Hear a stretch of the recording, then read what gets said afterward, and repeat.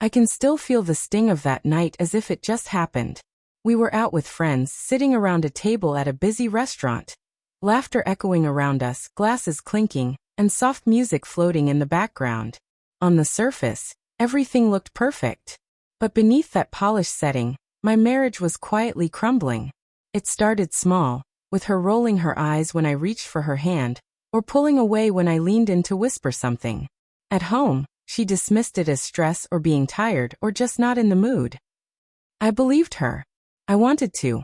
But what she did that evening stripped away every excuse and exposed a truth I could no longer deny. In front of everyone, I brushed my hand against hers under the table, a simple gesture, nothing more than a husband wanting to show affection. She recoiled, loud enough for every person at the table to hear, and snapped, "Don't touch me. God, can you not be so needy?" The room went silent for a moment. Then the forced laughter of our friends tried to cover the awkwardness. My ears burned, my chest tightened, but I stayed quiet. She smirked, sipping her wine as if nothing had happened, as if humiliating me in public was normal, acceptable, even amusing. I didn't argue. I didn't make a scene. But inside something broke. Not my pride. I had lost enough of that over the years, but my patience.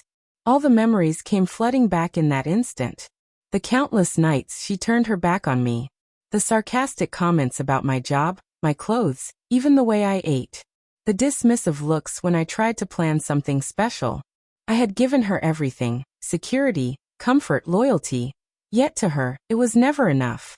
Or maybe it was too much, because she had grown comfortable disrespecting me. That night, I didn't raise my voice. I smiled politely, paid the bill, and drove us home in silence. But the silence wasn't empty. It was loud, filled with decisions forming in the back of my mind. She thought she had embarrassed me. What she didn't realize was that she had set the stage for her own downfall.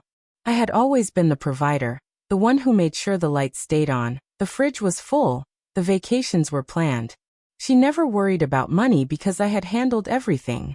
But after that night, I knew exactly what needed to change. The morning after that dinner, she acted as if nothing had happened.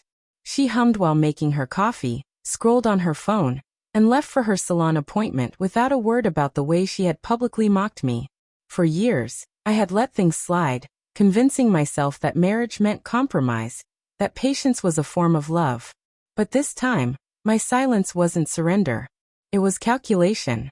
I went to my office that day, sat at my desk, and opened the file she had never bothered to look at. Our accounts, the investments, the savings. For years, I had carried the weight of our finances alone. She liked the lifestyle, the dinners, the clothes, the vacations, but she never cared to ask how it all worked. She just assumed it would always be there, like a faucet that never ran dry. So I made some changes. Quietly, carefully. Automatic transfers were rerouted. Her cards, once linked to the main account, were disconnected. The household expenses still covered, but only the essentials. I wasn't cruel. I wasn't reckless. But I made sure the endless flow of indulgences, her shopping sprees, her constant online orders, her designer shoes, came to a halt. For a week she didn't notice. Then one evening, she came storming into the living room, waving her phone like a weapon. "Why was my card declined today? At my favorite boutique? Do you have any idea how humiliating that was?" I looked up from my laptop, calm as ever. "I do," I said evenly. "I have a perfect idea of what public humiliation feels like." Her face froze. For a moment she didn't speak. Then she scoffed, tossing her hair over her shoulder. "You're being ridiculous. It was just a joke. What happened at dinner?" "A joke?" I asked. "Telling your husband not to touch you, in front of everyone? That wasn't a joke. That was contempt. And now you'll learn how contempt feels when the life you take for granted is no longer funded by me." Her voice rose, shrill with indignation. "So this is about control? You think you can punish me with money?" "No," I replied. "This isn't punishment. This is clarity. I am done funding my own disrespect." The silence that followed was heavier than any argument we had ever had. She glared at me, but beneath the anger, I saw something else, fear. For the first time, she realized I wasn't bluffing, and the foundation of her comfort had begun to crack. The days that followed were a study in silence and tension. She tried everything, mocking me, yelling, sulking, pretending none of it mattered. But the truth was written in the small things. The unopened packages that no longer arrived at the door, the canceled dinner reservations, the calls from her friends asking why she wasn't joining them for their usual shopping trips. One night, she tried a different tactic. She sat beside me on the couch, her voice unusually soft. Look, maybe I overreacted at dinner. I didn't mean it the way it sounded. I closed the book in my hand and met her eyes. Then what did you mean? Because to me, it sounded exactly like what it was, contempt. And that doesn't vanish just because you're uncomfortable with the consequences. Her expression hardened, the softness evaporating like mist. So, you're just going to what? Abandon me? After everything I've done for you? That made me laugh, a bitter sound I couldn't contain. What you've done for me? You've lived in a house I paid for, spent money I earned, enjoyed a life I built, and all the while, you treated me like I was disposable. Respect was the only thing I ever asked for, and you couldn't give me that. The words hung between us, final and sharp. She didn't reply. Maybe she couldn't. That weekend, we attended another gathering. Different faces, different setting.